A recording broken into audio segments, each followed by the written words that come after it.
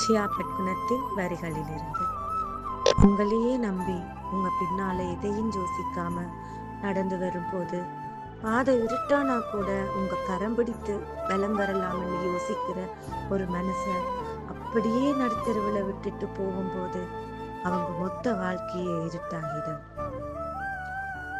உங்களால ஏமாந்தவங்க ஒருவரால செய்ய முடிந்தது அழுகிறது, கெஞ்சுறது, இறுதியா சண்டை போடுறது. ஏமாத்திரம் உங்களுக்கு அதற்கான விளக்கம் தெரிய வாய்ப்பில்லை.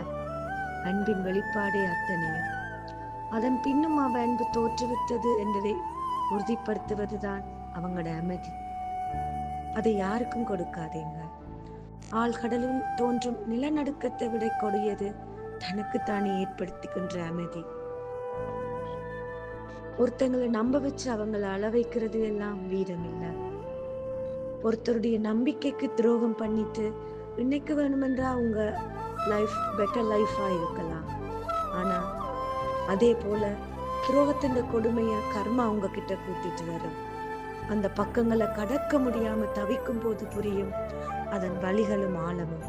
அன்னைக்கு நீங்க மொத்தமா ஏமாந்து போவீங்க உங்க வாழ்க்கையில.